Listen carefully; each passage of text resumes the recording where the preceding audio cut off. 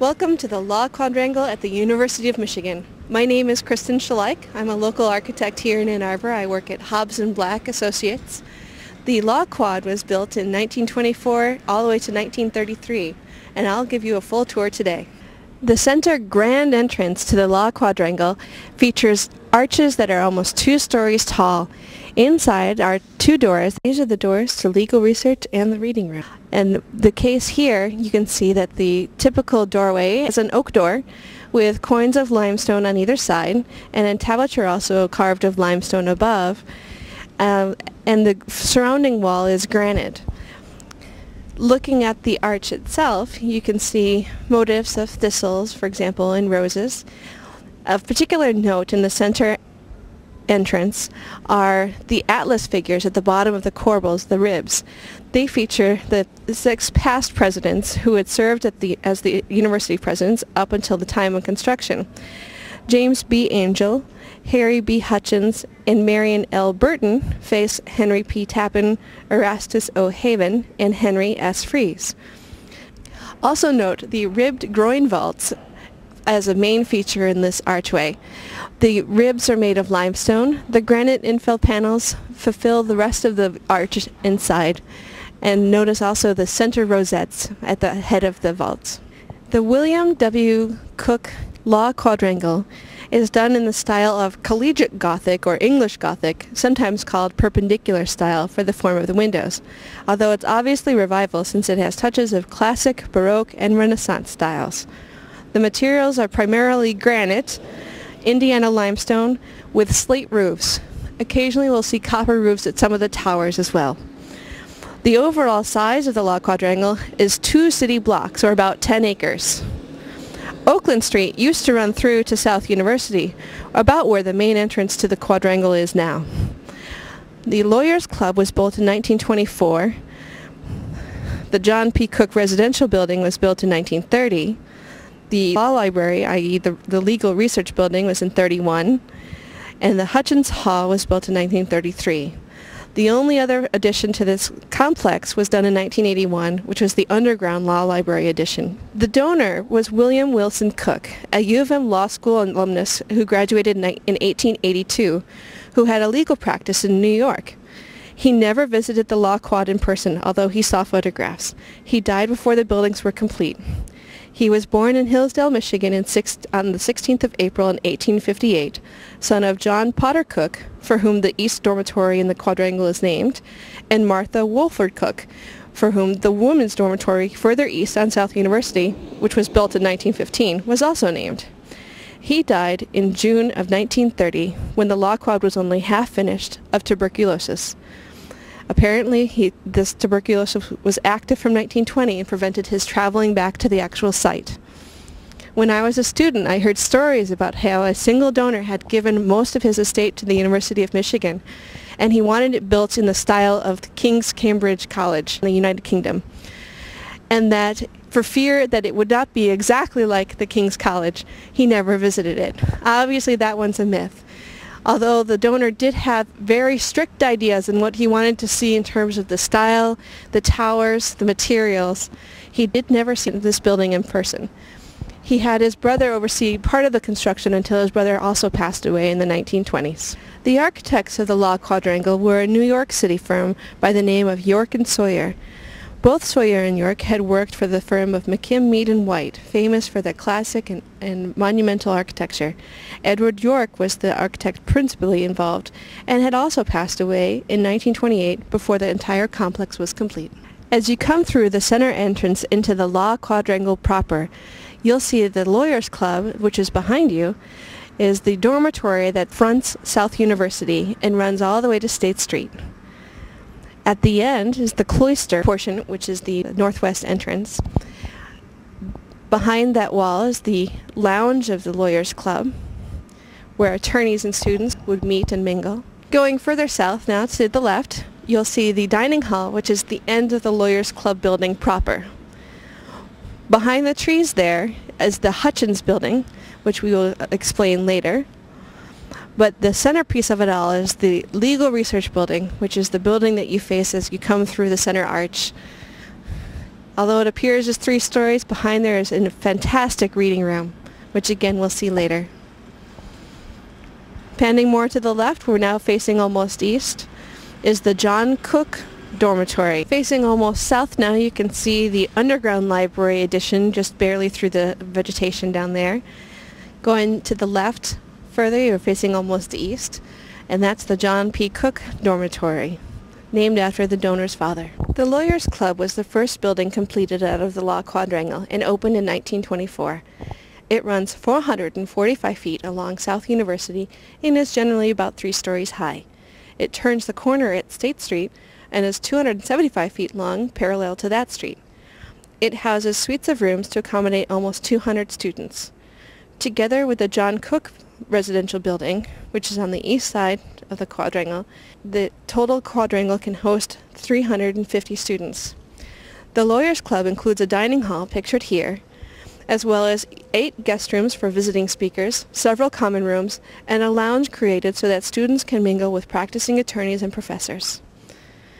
The dining hall in particular is strikingly similar to King's College Chapel at Cambridge in the United Kingdom, but it is 1/3 the size. The northwest entrance to the Law Quadrangle is, I admit, one of my most favorite parts of the quadrangle.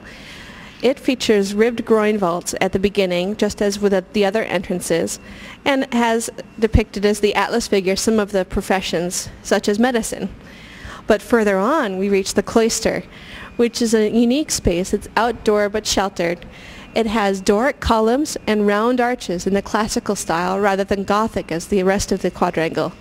It has wood timber ceiling and plaster infill, and leads from the dormitory proper into the more common spaces of the quadrangle, the Lawyers Club. The northeast entrance to the quadrangle features the typical ribbed groin vaults as you see elsewhere, with limestone ribs and granite infill, granite walls, and a single entrance to part of the dormitory.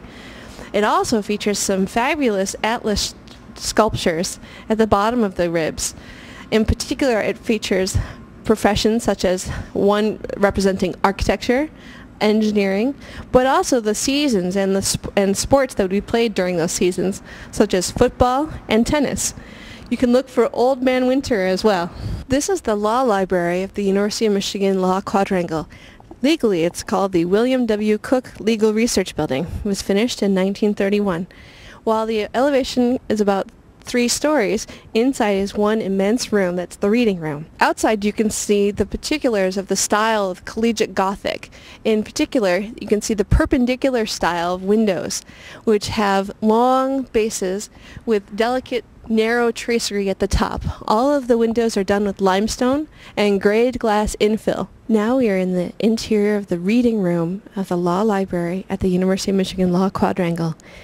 This room is 244 feet long, 44 feet wide, and reaches 50 feet to the ceiling. The walls are solid limestone below, with oak wainscoting up to 14 feet. Note the grayed glass, or to use the French, grisaille, an almost monochromatic, heavily textured glass window with mauve and pale yellow accents. The only bright colors you'll see on these windows are seals of great universities from around the world. The roof is a simple timber truss made entirely of wood. The floor is cork to muffle the noise. It was originally designed to house just 48,000 legal volumes, which the library outgrew soon after it was built. The reading room was designed to seat over 500 students. This is a bust of William W. Cook as it stands in the Law Library of the University of Michigan Law Quadrangle. Mr. Cook was very reticent about having any photographs, portraits, or busts done while he was alive, so this one was actually done post-mortem as a death mask. It is bronze. Interestingly, Mr. Cook also valued his anonymity. In particular, he did not want to have his name associated with the quadrangle until it was almost complete, and it wasn't until his death that the full extent of his donation was known. He gave the majority of his estate to the University of Michigan Law School. Now we're in the library addition that's underground to the Law Library of the University of Michigan Law Quadrangle. It opened in 1981 and is officially called the Alan F. and Aline Smith Library Edition. It's notable because it was mostly paid for by over 1,000 alumni, rather than a single person as with the original buildings. It was built below ground to preserve the visual integrity of the law quadrangle. The architect was Gunnar Birkits, a native of Latvia who came to the U.S. in 1949 and established a practice here in 1959. He was a professor at the University of Michigan Architecture School at the time of the commission. He also designed the Domino Farms, which is listed in the Ann Arbor Guide to Architecture.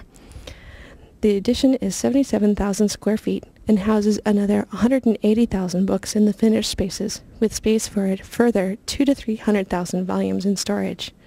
It provides 246 locked carrels for students to use, as well as offices for student organizations like the Law Review.